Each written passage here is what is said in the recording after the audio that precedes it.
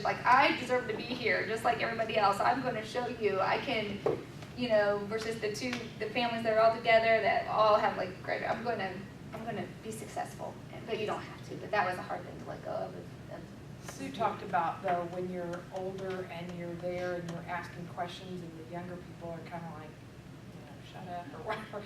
I had a terrible experience and I ended up quitting a class simply because I went into class and it was a psychology class and computers did something. Statistics. No, it wasn't statistics. It was something else with computers and what? Computers and behavior science. Yes. Yeah. And okay, it had been a long time.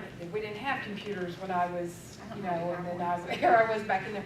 Okay, we get in there and it's the first time we're going to have a test. Well, the computers weren't already on. I didn't even know how to turn them on. I didn't know how to turn it on.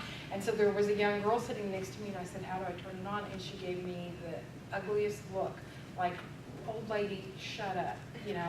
And I was so embarrassed. And there was a substitute teacher that day, and so I just was appalled, and so I just got up and left and went to drop the class. Well, when I went back, I had to have the teacher sign the drop card, and he said, why are you doing this? I said, because I didn't know how to turn on the computer, and the girl next to me would not even help me. She just gave me a look like, you need to shut up, you know. And he said, don't drop the class for this. I said, no, I don't know the first thing about computers. I'm going to drop the class. And I did. He thought it was terrible. It was McDermott? yes.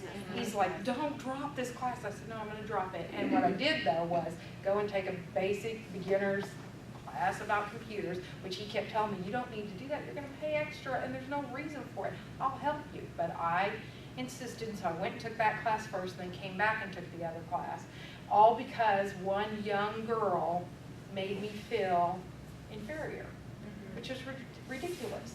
You know, and I didn't even attempt to go to the person on the left. I was mortified by the person on the right, and I was so embarrassed and ashamed that I couldn't even turn to the person on the left and say, can you help me? I don't know how to turn this thing on, you know. They might have said no, too. They might have, you know, but I think, you know, that was in my first semester of coming back. If I had been, you know, in the second or third semester, I would have said, well, you're hateful, and I would have went to the one in the left and said, hey, or I would have went to however many people, because by that time I would have had a little more self-esteem to be able to say, you know, I'm going to ask for what I need to be able to be successful. But at that time I was mortified, and so I just left, you know. But that's what you got to be able to do, is say, I'm not going to let somebody else keep me from getting what I need to, you know, be successful. And I have something that what Sue had mentioned, and you too, Sean, about the older students feeling that way. I was still in my 20s when I graduated with my undergrad. And so, but I'm still first generation. My sister and I both have degrees, my parents didn't. And my dad got sick and lost his ability to fly his private plane. He worked for this company. So he went back to school, and he had, I guess it was like the third semester in, and he explained that to me, and we were both going to school at the same time, kind of, and I said, I don't know what you're talking about, people don't do that, but he felt that same way, and he ended up actually, my dad and my mom both have degrees now. My dad has 2 undergraduates in history and political science and a master's in history, and my mom has an undergrad in general. So they were older, over 50, started back to school, non-traditional students as well. So it is possible. It's scary. I remember my mom was very scared about doing it, but she did it.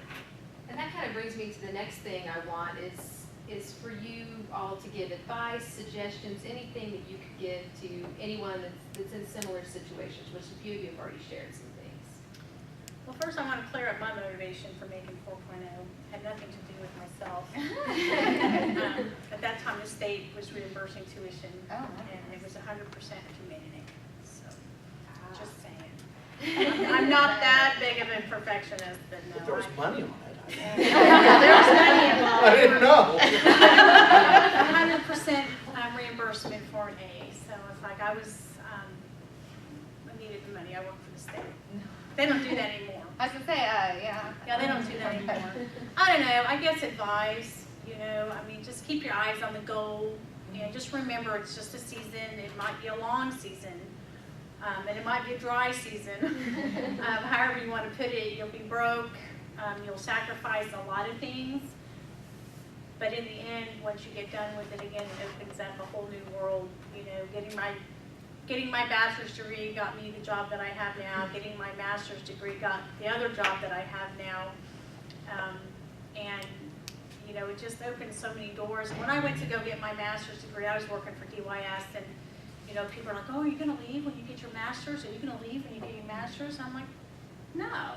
You know, and right now, with the state of the state, I mean, my husband's been with the state for 14 years and he's getting laid off. I like to know that if the state wants to lay me off, I've got something in my back pocket, you know, and that's always a really, really good feeling. Or if I ever get burnt out at the job that I have now, which the burnout rate's really high. I only have Right? 7 years left to retire, and I still do love my job, although it's a little stressful right now. But you know, it's like I have options, and you know, you see people in jobs, especially, you know, jobs with a retirement benefit, that they get in it and then they have like 10 years left and they're fried.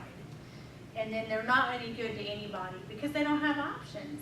You know, they feel like they're stuck.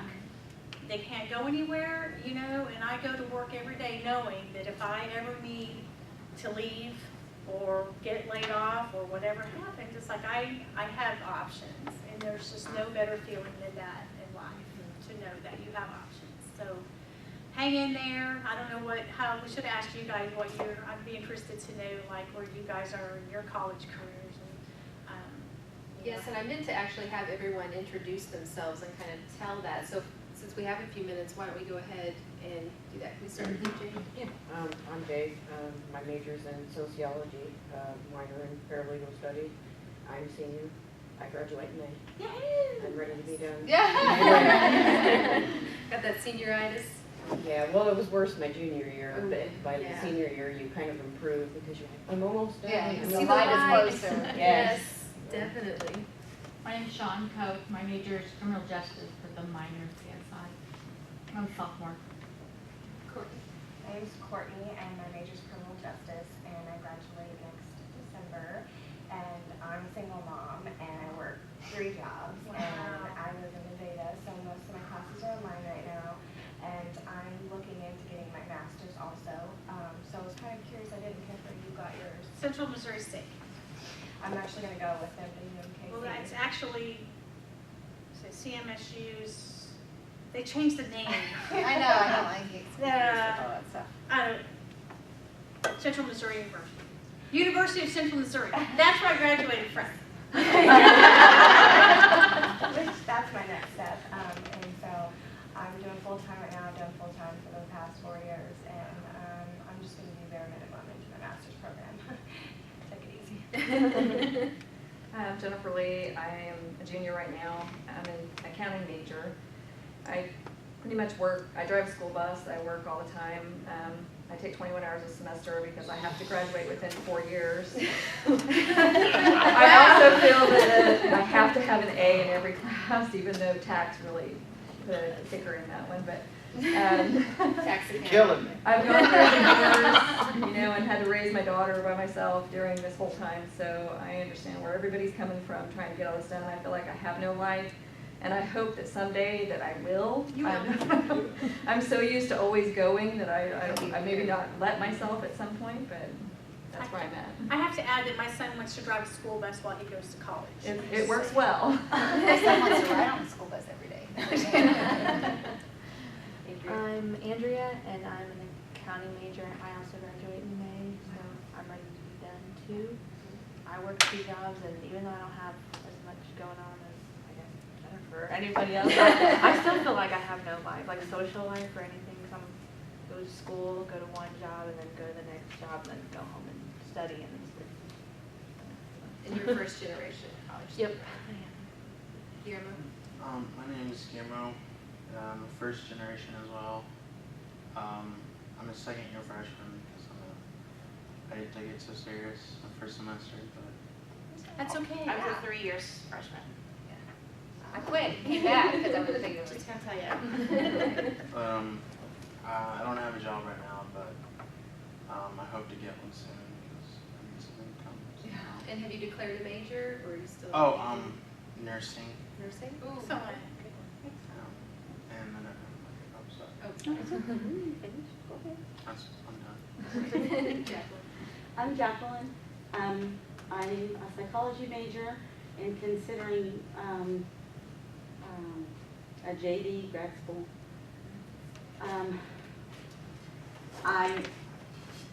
I'm rated as a senior. I've been going to college my whole life. And I keep starting and I'll do a semester and then I'll move. Or, you know, I'll get a new job and then I can't go for a while, so then I come back and then those credits transfer. So I'm rated as a senior, but I'm one of those math problem people and I'm still trying to get through the first level of math. And when I finish getting through college algebra, then I can take the remaining 4 courses that I need to graduate with the bachelor's. And then I have to consider living and where I'm going to go, et cetera, in order to go to school. I was a paralegal for 30 years and was planning on being a psychologist when I graduated, and then when I talked to my daughter about what was involved in terms of research and the number of years and what's required in order to do all of that, I decided that at 58 it was probably not something that was really going to be feasible for me. So I decided to go back with something that I know very well. I think that going to be a lawyer, going to law school would be really easy. Only because I already know all that. I've done like every kind of law there is. So it shouldn't Give be up the A's. Yeah. And I don't work. I live off my student loans. And I will have to work if I can get a job when I get out. I'm pay them or die for it. An attorney once told me a C equals a degree. Very wise. Yeah, very wise. Wasn't Bob. Very smart lawyer. So what other suggestions or advice do you have for our students? I think my advice would be, and I think it kind of goes right into what you just said, and that is that one of my very best friends in the world does not have a bachelor's degree. I think he's an incredibly smart man. I would trust his opinion. You know, he and I talk politics and joke around. He's been my friend since I was probably, I don't know, 4 or 5, maybe 6, 7, I don't know, young kid. And a college degree is not going to validate you. It's not like all of a sudden you have a bachelor's degree, oh, therefore you're smart. You know, it's just the way it is. I think what it means to me is that in the world we live in, everything is so instantaneous. You know, it's like it's an instantaneous gratification. Oh, I'll have one of those, I'll take one of those, I'll do this, I don't want any of those. You have to set this goal out here, and it takes a long time to get there. It takes a lot of effort. The steps you take are slow. It's, you work all semester and you go, well, you know, there's 15 hours or 21 when you talk. You know, and it takes you that time. And what it says to me about me, what it means to me, is that I'm willing to set a goal and work towards it for a long period of time. And then no matter where you go, what you do, nobody can ever take that away from you. I mean, I went to law school and I passed the bar exam, which is like the most horrible thing that anybody would ever have to take in their life. We need to. But, I mean, it's hard. I mean, it's a lot of work. It is, and that's the same way. But no one can ever take the fact that I went to law school. No one can ever take away what I learned in those schools, in those classes, or the research, or the knowledge that I obtained. No one can ever take that from me, and that's something that's always here. And so a lot of times I think, while the degree does not make you smarter, sometimes a degree is like a hurdle. If you want to do this, you have to have the degree. It's unfortunate but true. I'll bet if you spent 30 years being a paralegal, I don't know what area of the law, I'll pick one, Social Security disability, don't know the first thing. If she spent 30 years being a paralegal in a Social Security disability firm, I guarantee you she knows way more about it, could represent a client way better than I ever could. But if you want to practice law, you have to pass the bar exam. To take the bar exam, you have to have the degree. And some things, you just have to have that. And it's just the world. It's just the way it works. And so it's kind of like your ticket. It's the entry fee. Well, I guess if I had to offer any advice, it would be, if you come across that big stumbling block that causes you to stumble, a lot of you guys are kind of towards the end, except for over here, it's okay. You know, you're a second year freshman, it's okay. You know, it's just a stumbling block. You can get past it and pick yourself up and go on and finish, you know, and it's okay to do that. Sometimes you learn more from life, some of those life lessons that kind of sharpen you and prepare you for what you have coming ahead. Sometimes it's more important than having gone straight through school in 4 years and get a job that you hate for the rest of your life, you know. And so, you know, don't get overly discouraged if it just doesn't happen. Click, click, click, and hang in there. And you know, keep your eyes on the goal, and you'll get there. Really, congratulations to all of you for being here today. I would say sometimes we do what we're expected to do. I know I did. That's why I went to college. Right out of high school, I got a soccer scholarship to Newman University. It's what my dad wanted me to do. I was going to be an elementary education major. It's what they wanted me to do. They all wanted, you know, I guess they didn't come out and say, that's what I want you to do, but it was kind of, that's the path they wanted me to take. I think for people to succeed in what they're doing, non-traditional first year, it has to be in here, it has to be in your heart. It has to be what you want and the goal that you want to strive for. I went back because I wanted my kids to see that I could be successful no matter what obstacles or barriers or speed bumps came in my way. And I will say this, we survived on WIC, women, infants, and children, food stamps, and our student loans.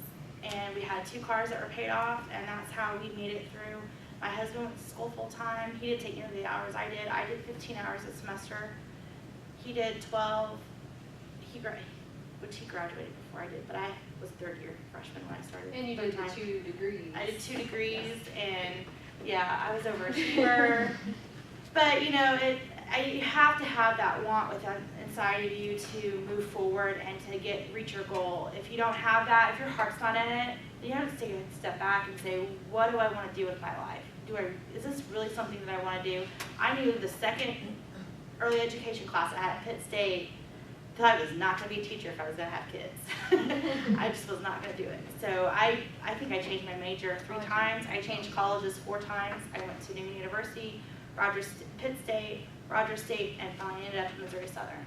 So it's just, you just have to have that one and drive in you.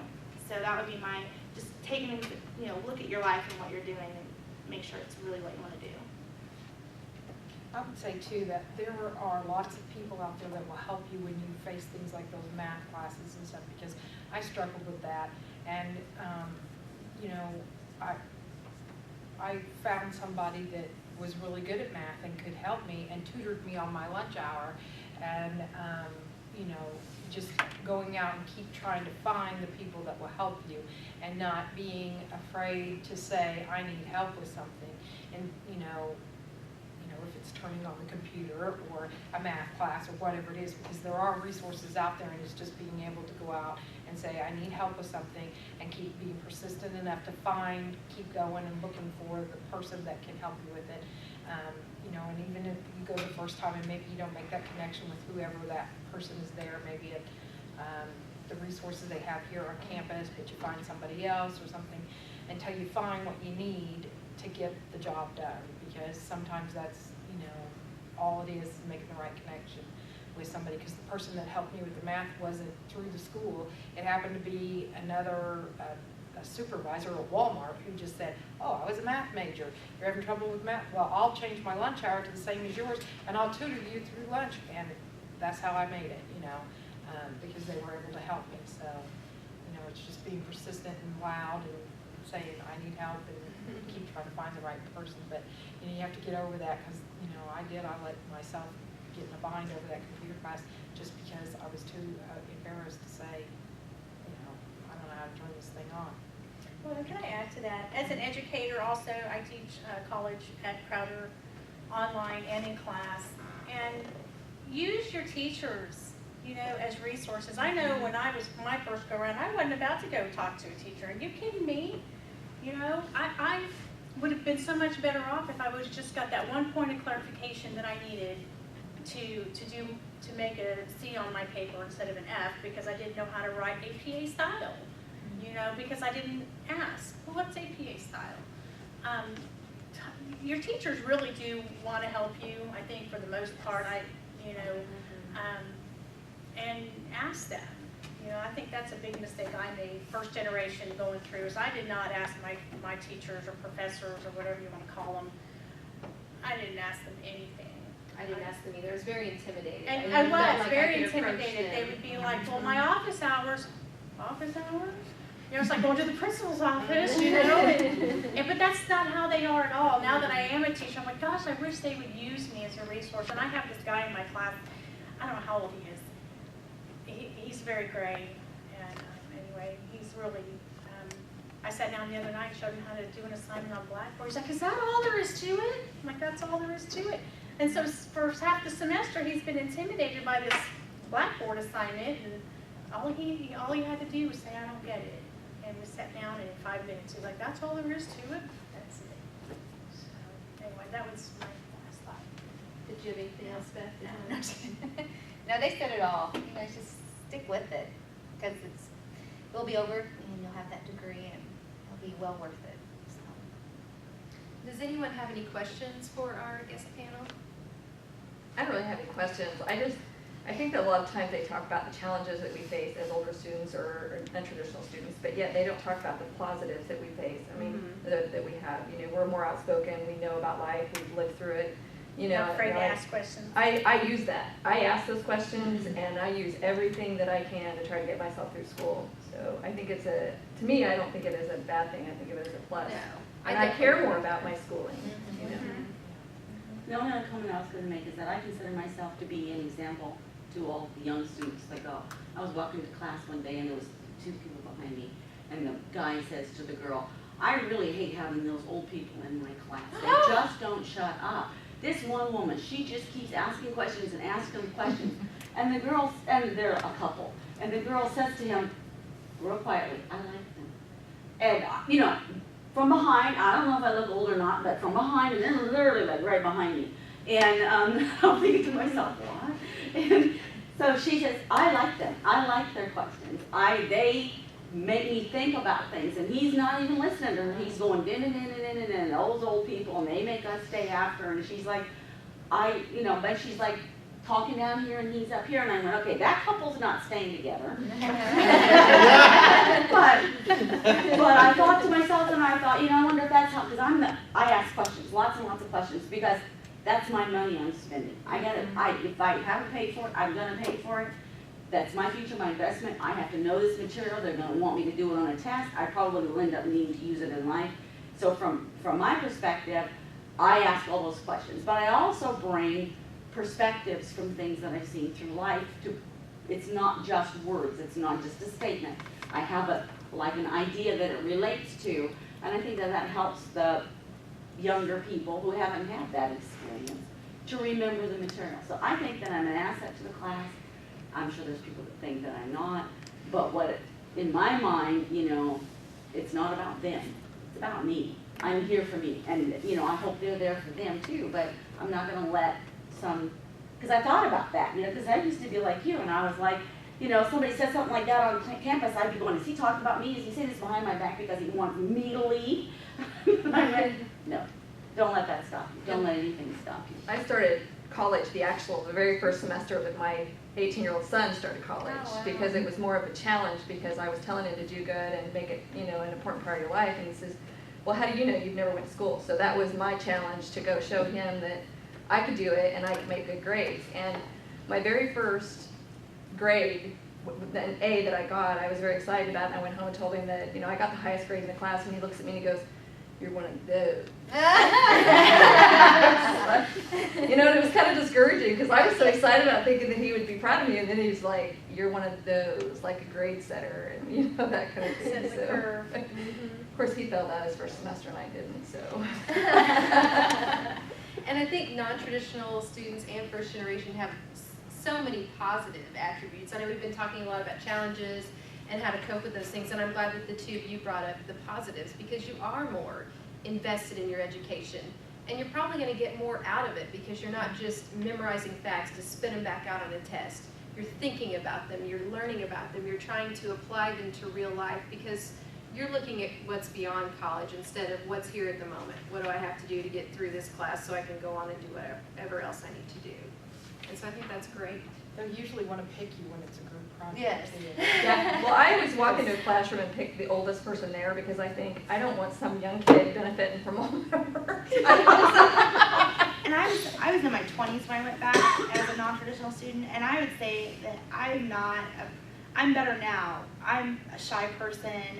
I think when I started, I know, I'm not so much 5 years, anymore. I've never known this. I used to be shy, quiet. I sat back in the classroom because I didn't want anybody sitting behind me because they were looking at me. And I always was so happy when the older students were asking those questions that I wanted to ask so bad. I was just like, I ain't gonna ask it. I'm not raising my hand.